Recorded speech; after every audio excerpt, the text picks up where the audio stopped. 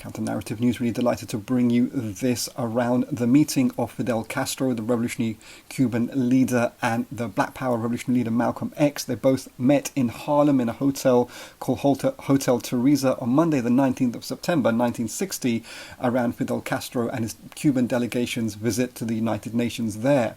They were somewhat controlled and contained, or attempted to be contained by the US authorities, but they chose to go to Harlem to hang out with the black working class grassroots. We'll go into that in a minute. This is quoting from a fantastic book which documents this whole thing, published by Rosemary Mealy in 1993, called Fidel and Malcolm X, Memories of a Meeting.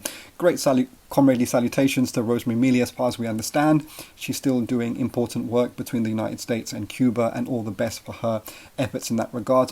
Also, we have to send a big revolutionary salute and love to Assata Shakur, our veritable revolutionary queen of our black liberation struggle globally, who is still in exile in Cuba, and long may she live.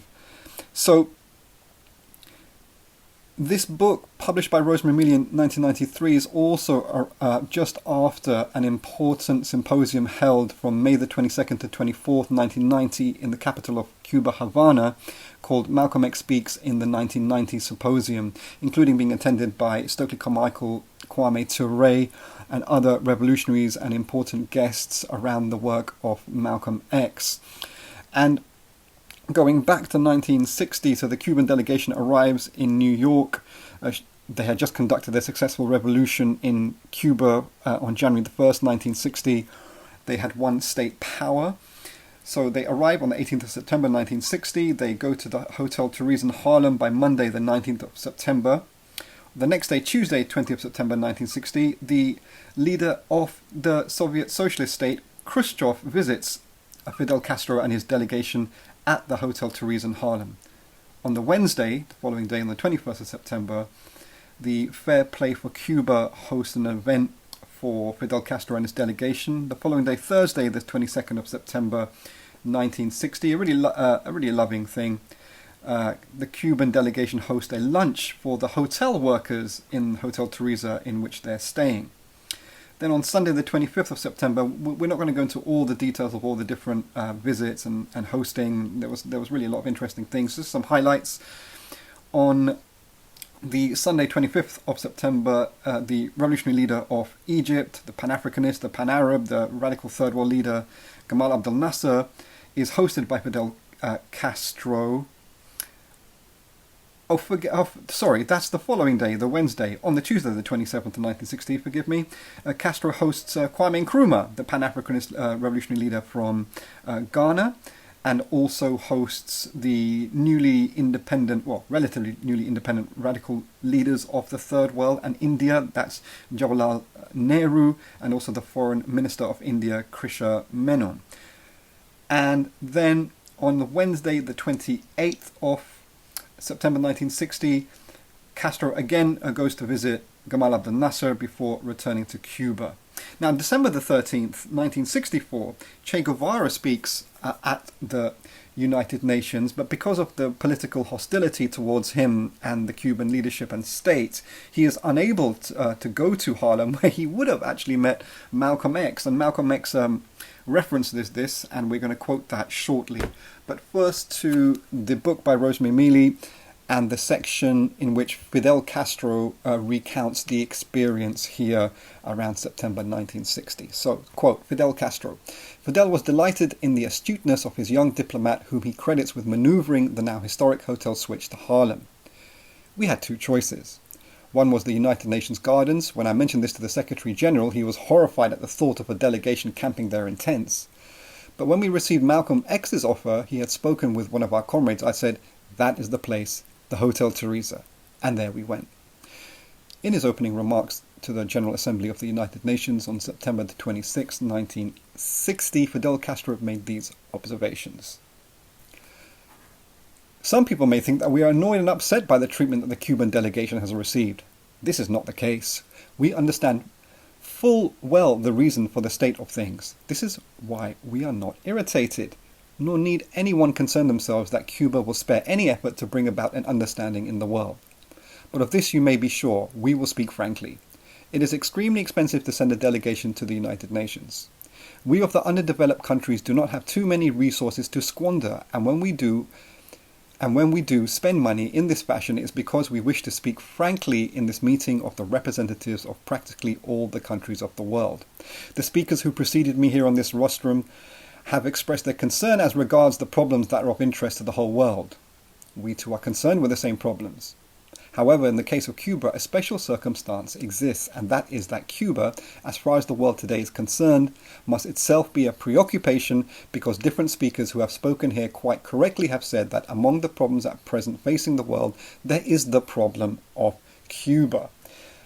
And that is a fact. Apart from the problems that concern the world today, Cuba has problems that concern Cuba itself, problems that worry our people. Much has been said of the world desire for peace.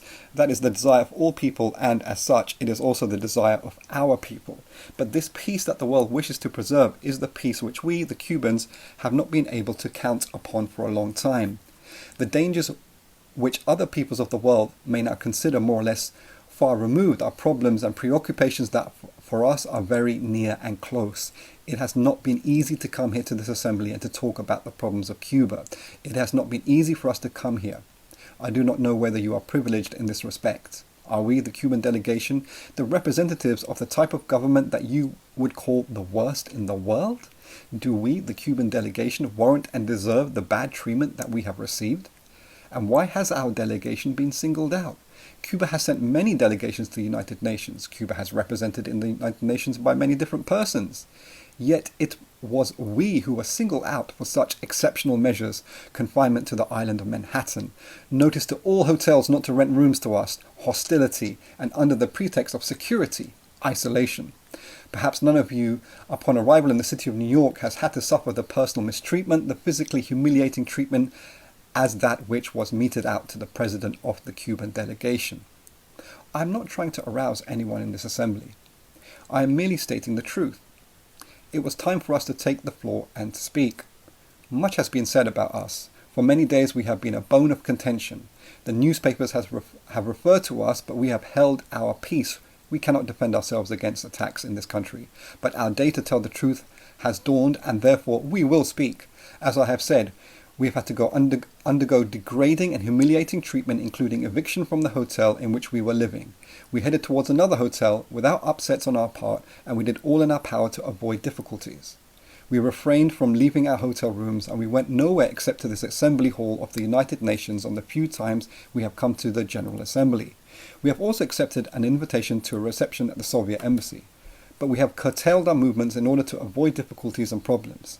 Yet this did not suffice. This did not mean that we were left in peace. When we were forced to leave one of the hotels of this city and were coming to the United Nations headquarters while other efforts were being made, a humble hotel of this city, a hotel of the Negroes of Harlem, took us in. The reply came as we were speaking to the Secretary General. Nevertheless, an official of the U.S. State Department did all in his power to try to stop us from being given rooms in the hotel.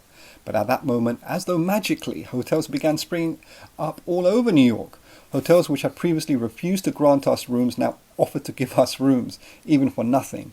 But we, out of elementary courtesy, accepted the offer at the hotel in Harlem. We felt that we had earned the right to peace and quiet, but no, this was not granted to us. Since nobody could stop us from living in Harlem, the campaigns of slander and defamation had already begun. The news was put around that the Cuban delegation had found itself a home in a brothel.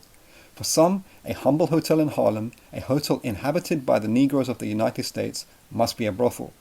We were of the caliber of men that we are described as. Then imperialism would not have lost hope, as it has lost hope long ago, of buying us or seducing us in some way. But since for a long time imperialism has lost hope of getting us back, and it never had a right to hope so, affirming that the Cuban delegation had taken rooms in a brothel, that they should recognize the fact that imperialist finance capital is a prostitute that cannot seduce us, and it is not necessarily the respectful prostitute of Jean-Paul Sartre. End of quote of that section. So you can see how they were treated. I mean, it's interesting. We have a special series on Claudia Jones as well, and the Cuban delegation felt a little bit of how black working class people are treated in Harlem, and one's reminded of that of Claudia Jones, that are describing her experiences, and which are reflective of so many other people at the grassroots in Harlem, and on issues that many people were campaigning, including her and the Communist Party, and including other grassroots activists, and also the Black Panther Party that went on to militantly lead in that struggle, also around housing and racist discrimination. Now we're going over to Malcolm X and his reflections of in this Rosemary Mealy book, Fidel Castro and Malcolm X, Memories of a Meeting. This is now on page 58, so to quote Malcolm X. Malcolm may never had the chance to visit Cuba, but in his autobiography he left this observation of Fidel's visit to Harlem.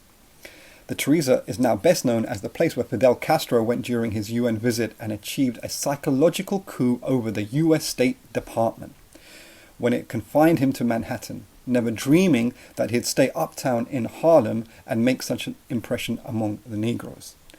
These observations were reinforced on December the 13th, 1964, when Malcolm made these comments on a proposed visit to Harlem by Che Guevara. I have the greatest honor to introduce the Minister of Cooperatives and Commerce from Tanzania, Sheikh Abdul Rahman Mahmoud Babu. He's just left a dinner with another very good friend of ours, and I say a very good friend of ours. I want to point this out to you. I don't let anybody choose my friends, and you shouldn't let anybody choose your friends. You and I should practice the habit of weighing people and weighing situations and weighing groups and weighing governments for ourselves, and don't let somebody else tell us who our enemies should be and who our friends should be. I love a revolutionary, and one of the most revolutionary men in our country right now was going to come here along with our friend Sheikh Babu, but he thought better of it. But he did send this message. It says, "Dear brothers and sisters of Harlem, I would like to have been with you and brother Babu, but the actual conditions are not good for this meeting. Receive the warm salutations of the Cuban people, and especially those of Fidel, who remembers enthusiastically his visit to Harlem a few years ago. United, we will win." This is from Che Guevara. I'm happy to hear your warm round of applause in return, because it lets the man know he's just not in a position today to tell us who we should applaud for and who we shouldn't applaud for. And you don't see any anti-Castro Cubans around here. We eat them up. And let them go and fight the Ku Klux Klan or the White Citizens Council. Let them spend money. Let them spend some of that energy getting their own house in order. Don't come up to Harlem and tell us who we should applaud for and shouldn't applaud for, or there will be some ex-anti-Castro Cubans. End of quote. Absolute fire from Malcolm X as ever, and forgive me, of course, I can't convey like the voices of Fidel and Malcolm X how brilliantly and how beautifully that their voices carried these messages.